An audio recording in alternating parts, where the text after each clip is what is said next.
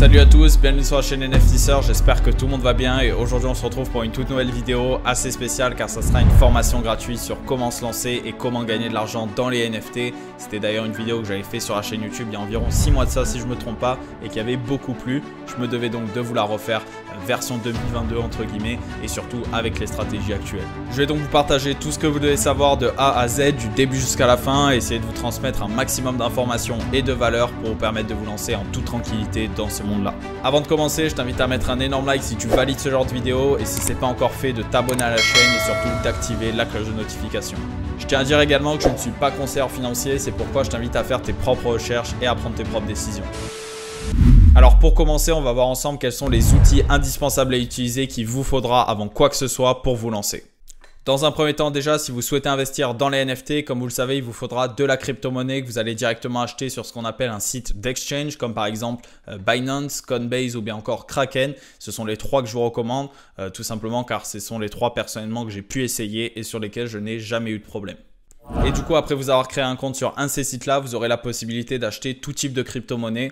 Celle surtout qui va nous intéresser ici, ça va être l'Ethereum qui est aujourd'hui la monnaie principale d'échange pour les NFT. Donc vous aurez juste tout simplement à sélectionner le montant que vous souhaitez acheter. Par la suite, passez votre carte bleue ou en virement bancaire, peu importe. Et quelques minutes après, vous recevrez justement les tokens que vous aurez achetés dans votre portefeuille digital. Mais c'est pas tout car du coup ce compte que vous avez créé n'est pas celui qui vous permettra d'acheter, de vendre ou encore d'échanger des NFT. Pour ça il vous faudra donc un portefeuille MetaMask qui est tout simplement une extension Chrome que vous pouvez télécharger à partir de Google directement. Et vous allez voir ensuite c'est super simple, vous allez simplement devoir créer votre mot de passe, également faire quelques étapes de sécurité etc. qui sont super importantes et indispensables que je vous invite vraiment à faire attentivement. Et du coup, une fois votre wallet créée, il ne manquera plus qu'à l'alimenter et pour ça, c'est super simple. Il faudra simplement envoyer la crypto-monnaie, donc les Ethereum que vous aurez acheté juste avant sur votre site d'exchange directement dans votre wallet MetaMask avec une petite manip qui encore une fois, comme je vous le dis, est super simple. Il y aura juste à cliquer convertir, choisir également le réseau, bien mettre le réseau ERC20, je tiens à préciser. Ensuite de ça, entrez la bonne wallet adresse que vous aurez directement copié-collé à partir de votre extension MetaMask et en quelques minutes, vous recevrez du coup les Ethereum en question dans votre wallet. Donc voilà, après ça, vous serez entre guillemets prêt à passer à l'action, mais quelque chose qui est aussi super important, voire même indispensable à connaître avant même de vous lancer, c'est OpenSea qui est aujourd'hui la marketplace principale au sujet des NFT et c'est là justement où vous allez pouvoir utiliser votre wallet MetaMask pour acheter, vendre, échanger des NFT. Nous voilà donc du coup sur OpenSea et si jamais certains du coup regardent cette vidéo, n'ont jamais utilisé OpenSea, ne connaissent pas forcément les NFT et sont vraiment débutants dans le domaine, je tiens vraiment à vous dire que voilà, il n'y a pas plus simple en termes d'utilisation aujourd'hui, que ce soit l'interface qui est super agréable et en plus de ça, vous pouvez très facilement naviguer entre toutes les sections du site que je vais d'ailleurs vous présenter tout de suite. Déjà avant tout, nous voilà sur l'accueil du site. La toute première chose à faire, ça va être d'aller connecter son wallet pour justement accéder à son profil. Donc vous avez juste à aller ici, à sélectionner Wallet MetaMask et votre profil du coup apparaîtra avec également vos NFT une fois que vous aurez commencé vos premiers achats. Et quelque chose de super intéressant aussi et que je regarde quotidiennement quand je me rends sur la plateforme, ça va être le classement. On a ici en fait, si vous voulez, tous les projets ayant eu le plus gros volume de vente durant les dernières 24 heures, les 7 derniers jours, mais également les 30 derniers jours, sans oublier également all time. Avec en plus de ça, si vous regardez vraiment en détail, d'autres informations qui sont elles aussi tout autant intéressantes et si vous êtes vraiment curieux, vous pouvez aller creuser jusqu'à regarder toutes les différentes pages du classement. Il y en a plein. Je crois si je ne me trompe pas, il y a un référencement de plus de 1000 projets au total. Donc autant vous dire, il y a de quoi faire. Et quelque chose également que je regarde très peu souvent sans vous mentir, mais c'est toujours bon à savoir, c'est la section Solana sur OpenSea qui a maintenant été ajoutée il y a quelques mois et qui vous permet justement de vous renseigner sur des projets, de suivre de près des projets ou potentiellement d'aller vous positionner sur des projets Sol si jamais ça vous intéresse. Alors dernière chose sur OpenSea, après on passe au reste, mais si vous vous rendez juste ici, vous pouvez en fait voir toutes les différentes catégories de NFT qui existent. Alors la plus intéressante aujourd'hui reste bien sûr Collectibles, d'autant plus si vous souhaitez multiplier votre capital ou tout simplement du moins investir. Mais je tiens à dire également que les autres catégories, notamment Utility ou encore par exemple Virtual Lens, sont à suivre de très près et on a déjà de très bons projets dessus. Mais tout simplement car voilà, c'est quelque chose qui va se développer sur le long terme et ça c'est inévitable.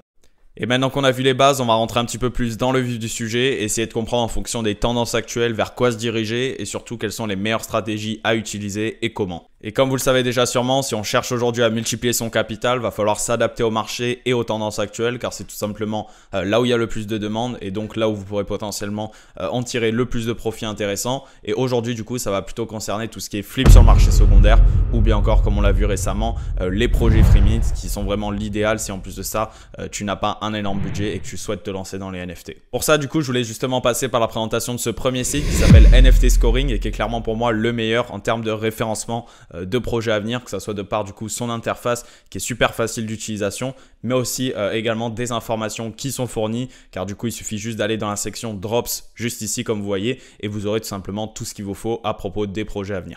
Et je vais maintenant passer du coup au plus important, surtout si vous êtes débutant dans les NFT ou du moins que vous n'avez pas une grosse expérience car je vais vous dévoiler tout ce que vous devez savoir avant le mint et vous allez voir qu'il y a plein de facteurs du coup à analyser, à bien prendre en compte et je vais vous les présenter justement en détail tout de suite. Et la toute première chose qu'on va voir, ça va être les gas fees, autrement dit les frais de transaction et pour toutes les personnes qui ne le savent pas encore, les gas fees c'est tout simplement les frais que vous allez devoir payer à chaque fois que vous allez rentrer en contact avec la blockchain, c'est-à-dire pour acheter, échanger ou encore mettre en vente un NFT mais également si vous souhaitez envoyer simplement de la crypto-monnaie d'un wallet à un autre. Ces frais-là, du coup, il faut savoir qu'ils sont super variables. C'est pratiquement impossible de les anticiper et vous pouvez voir seulement à combien ils s'élèvent exactement au moment même. Et pour un petit peu vous expliquer, ça va en fait dépendre du nombre de transactions qui sont effectuées tout simplement sur la blockchain en même temps que vous. Donc si vous voulez, plus il y a de personnes qui souhaitent voir passer leurs transactions, plus automatiquement les frais de transaction vont être élevés. Malheureusement, du coup, il n'y a pas vraiment de façon d'éviter les gros gas fees, mis à part en essayant de faire passer votre transaction pendant les heures creuses, c'est-à-dire soit très tôt le matin ou encore très tôt le soir,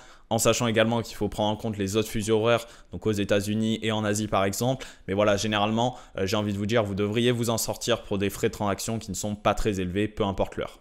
Par contre, du coup, grâce à ce site que vous avez sous les yeux, vous pouvez voir à combien en fait s'élèvent les gas fees plus ou moins en direct. Alors, il faut savoir que c'est calculé en gwei, mais pour vous donner un petit peu une idée, 50 gwei, c'est plus ou moins égal à environ 12-13 $, quelque chose comme ça. Mais je vous invite toujours à faire la conversion sur Internet pour être sûr voilà, de ne pas avoir de mauvaises surprises. Et du coup, j'insiste vraiment sur l'importance de toujours regarder les gas fees, de voir à combien ils s'élèvent et principalement si vous êtes là pour vous positionner tout simplement sur des projets free mint, car il peut arriver justement que vous pensez être en profit au moment de votre vente, mais en fait, vous ne l'êtes pas vraiment à cause justement des frais de transaction que vous avez payé au moment du mint ou justement lors de votre achat qui était bien trop élevé.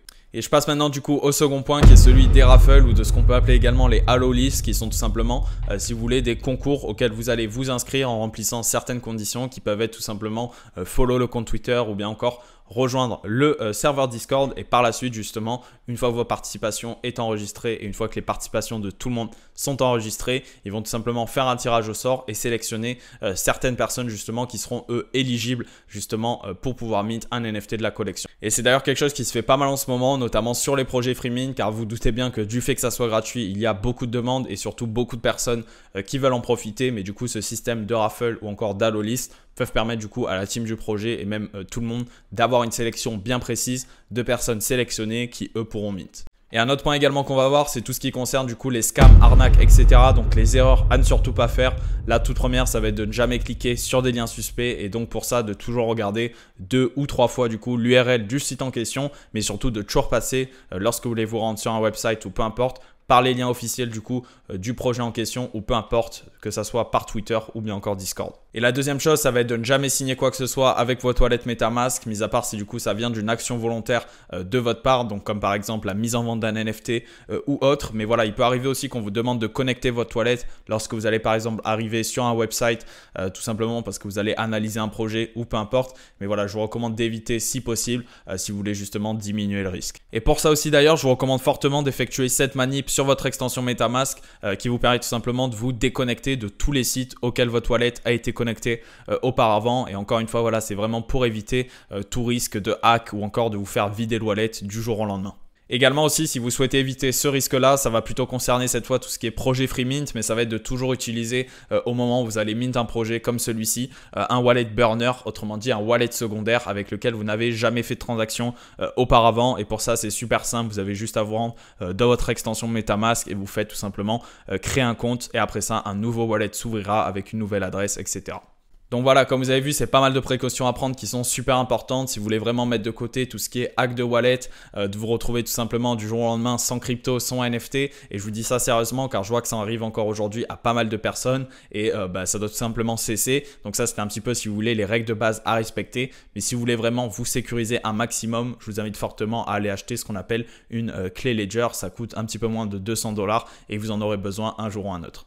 Et je vais maintenant passer à la suite avec le prochain chapitre dans lequel je vais vous expliquer comment mettre toutes les chances de votre côté pour réaliser votre premier bénéfice dans les NFT. Et la toute première chose à faire, une fois que vous allez avoir repéré du coup votre projet intéressant qui pour vous a du potentiel et sur lequel il y a quelque chose à faire, ça va être de trouver tout simplement un point d'entrée sur ce projet-là pour pouvoir le choper justement à un meilleur prix et espérer du coup une marge et un profit beaucoup plus intéressant. Et pour ça du coup me voilà sur OpenSea et en fait il faut savoir qu'il y a différents facteurs de base vraiment à analyser. Le premier qui va être tout simplement de voir si le projet est bien sold out en regardant juste ici le supply. Vous assurez également que la demande est bien présente de par du coup le volume de vente, mais également que le nombre de listings au floor price est lui du coup inférieur. Et vous pouvez voir justement toutes ces informations là directement sur OpenSea bien sûr dans la section Activity. Et un autre facteur également à toujours prendre en compte, c'est de voir si le reveal du projet a eu lieu ou pas. Si c'est le cas, dans ce cas-là, alors généralement c'est plutôt bon signe. Cependant, du coup, si le reveal n'a pas encore eu lieu, il faudra du coup s'attendre à voir le floor price du projet baisser à ce moment-là, car c'est ce qu'il arrive en fait dans 90% du temps. C'est donc un petit peu plus risqué du coup d'aller tenter quelque chose sur un projet pendant que c'est la période de pré-reveal. Maintenant, du coup, pour revenir à ce que je disais, si vous voulez déterminer du coup un bon point d'entrée sur un projet, il y a différents facteurs également qu'il va falloir analyser. Le tout premier, ça va être le floor price du projet en question, donc de voir surtout également comment il a évolué. Et c'est-à-dire, si vous voulez, pour aller un petit peu droit au but, si vous voyez que le projet a pris plus de 100% en moins de 48 heures, vous pouvez être sûr que voilà, vous avez raté le coche, ça sert à rien de forcer et qu'après, on va généralement voir du coup le floor price baisser car on aura tout simplement tous les holders du projet en question qui seront rentrés avant, tout simplement revendre et prendre leur profit. Donc automatiquement, le floor price va baisser à ce moment-là. Il faut aussi toujours regarder ce que j'appelle les résistances, autrement dit les barrières, qui est quelque chose de super important et qui va surtout vous permettre de savoir si vous pouvez potentiellement espérer un pump du coup du projet en question ou justement si c'est perdu d'avance. Pour ça, il suffit encore une fois du coup de se rendre sur OpenSea et simplement en vous mettant sur l'option Buy Now, vous verrez en fait tous les NFT étant listés au prix du floor price et comment potentiellement le floor price peut évoluer justement. Et grâce à cette option aussi sur la gauche, vous pouvez en fait filtrer et voir le nombre exact de NFT avant d'atteindre du coup un certain floor price.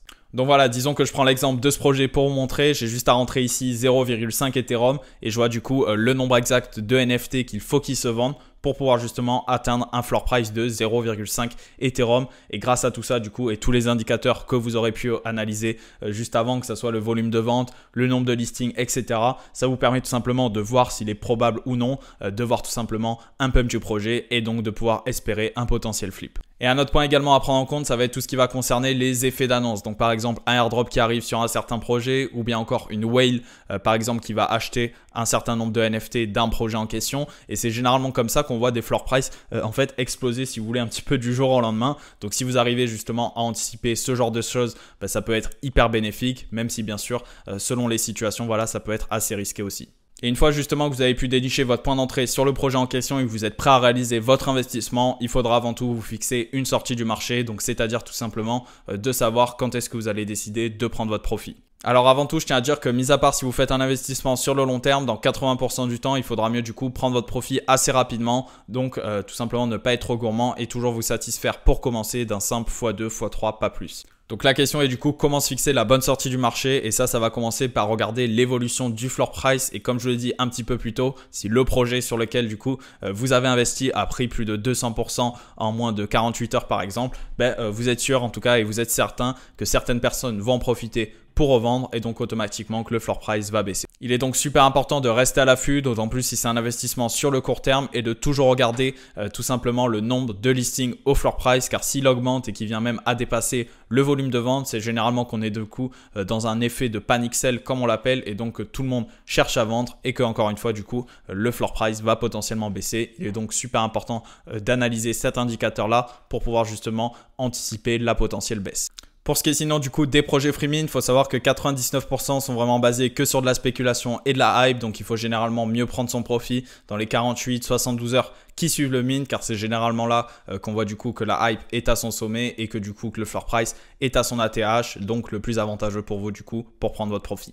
Et je vais maintenant en venir à un point qui est super important, voire même indispensable, j'ai envie de dire, et ça vaut d'ailleurs pour n'importe quel business. On va tout simplement parler mindset, car c'est aussi ça qui va jouer sur votre réussite. Je vais du coup commencer par vous rappeler les quelques petites règles de base que la plupart d'entre vous doivent déjà connaître, mais je me dois vraiment de vous les citer pour être sûr que c'est bien ancré dans votre tête, et surtout parce que je vois encore des personnes tout simplement qui font ce genre d'erreurs, qui sont des erreurs de base alors qu'ils ne devraient pas. Et la première chose, ça va être de bien sûr investir seulement l'argent que vous êtes prêt à perdre, donc de ne pas aller investir l'argent qui vous sert à vivre quotidiennement, que ce soit pour vos besoins vitaux comme par exemple manger ou encore s'habiller. Et la deuxième chose, c'est de ne pas être trop gourmand. Malheureusement, c'est l'erreur que beaucoup de personnes font, moi le premier, mais il faut savoir que c'est souvent à cause de ça qu'on finit en perte sur son investissement, car on en veut toujours plus alors qu'on aurait pu simplement se contenter d'un simple x2 ou x3 par exemple. La troisième chose, c'est surtout de ne pas se précipiter, car c'est sûrement l'une des pires erreurs que vous pouvez faire dans les NFT, de soit vouloir faire de l'argent beaucoup trop rapidement, car au final vous en perdez beaucoup plus que ce que vous pensez, ou bien encore de trop vouloir passer au niveau supérieur beaucoup trop rapidement, ou encore une fois de vouloir saisir toutes les opportunités qui peuvent se présenter. Il faut bien prendre en compte qu'on est dans un marché tout nouveau, des opportunités, il y en a absolument tous les jours. Donc des fois, la meilleure décision que vous pouvez prendre, c'est vraiment de passer votre tour. Et je peux vous le dire, dans 80% du temps, vous êtes gagnant. Et je vais du coup terminer ce petit chapitre sur le mindset en vous parlant de la FOMO et plus précisément du coup du contrôle de vos émotions, car c'est souvent ça qui va vous faire prendre les bonnes ou encore les mauvaises décisions et donc potentiellement vous faire réussir. Et je tiens à vous dire de pas trop vous emporter quand généralement vous voyez des volumes de vente exploser ou encore le floor price d'un projet que vous avez vu la veille par exemple qui a explosé également, car généralement dans ce genre de situation, c'est bien trop tard. Et pour le dernier chapitre du coup de cette formation gratuite, je voulais vous partager tous mes meilleurs conseils pour justement évoluer de la meilleure des façons dans le monde des NFT, pour vous permettre également une constante amélioration au fur et à mesure justement des semaines et potentiellement vous faire devenir un expert dans le domaine. Et pour moi, déjà, la toute première chose à faire, ça va être d'aller s'entourer d'une communauté, donc que ce soit celle du projet en question du coup que vous appréciez, ou bien alors d'un groupe de personnes qui tout simplement sont passionnées par la même chose que vous et surtout le plus important, qui ont les mêmes objectifs que vous. Et pourquoi je vous dis ça? Car tout simplement, ça va déjà vous assurer que vous êtes sur la bonne voie, que les décisions et les choix que vous prenez sont les bons. Et en fait, tout simplement, juste cet aspect d'entraide que vous allez pouvoir retrouver à travers chaque communauté va vous faire évoluer tellement vite vraiment. Et en plus de ça, quand vous avez réponse à toutes vos questions, c'est hyper avantageux. Et je vous le dis sérieusement, car j'en ai fait moi-même la propre expérience. Et une chose essentielle également à faire durant ta phase d'apprentissage, c'est de comprendre les choix que tu as pu faire, qu'ils étaient bons ou mauvais, peu importe. C'est super important de comprendre pourquoi justement tu as fait le bon choix pour potentiellement justement réappliquer la même stratégie que tu as utilisée dans une autre situation et justement pourquoi pas réaliser le même gain que tu avais pu faire. Ou alors au contraire, si justement tu as fait un mauvais choix, donc une erreur, c'est vraiment important de comprendre pourquoi tu as fait ce mauvais choix. Est-ce que tu as été trop emporté par tes émotions par exemple? Est-ce que tu as été trop gourmand, etc. Vraiment de comprendre le pourquoi du comment et tout simplement c'est ce qui te permettra, comme tu l'auras compris, de ne pas réappliquer la même stratégie ou du moins de ne pas faire le même choix la prochaine fois. Et quelque chose à faire également pour te permettre d'évoluer la meilleure des façons dans le monde des NFT, ça va être indispensable de te créer un compte Twitter étant dédié uniquement aux NFT. Et après ça, si tu suis les bonnes personnes, tu verras tout simplement la qualité d'informations que tu vas pouvoir retrouver et que ça soit justement en échangeant avec les communautés, lorsque tu vas analyser un projet, lorsque tu vas faire tes petites recherches, etc. à droite à gauche. C'est le réseau où il faut être si aujourd'hui tu veux être dans les NFT. À part ça, je te remercie d'avoir suivi la vidéo jusqu'au bout. J'espère qu'elle t'a aidé et qu'elle te permettra à te lancer dans le monde des NFT et potentiellement, pourquoi pas, même à générer des bénéfices. En tout cas, si elle t'a plu, n'hésite pas à me le dire dans les commentaires. Également à mettre un énorme like, t'abonner à la chaîne, ça me ferait super plaisir. Ça m'a pris pas mal de temps à faire cette vidéo. Sinon, à part ça, je te dis à très vite pour une prochaine vidéo. C'était Falco de NFTisseur.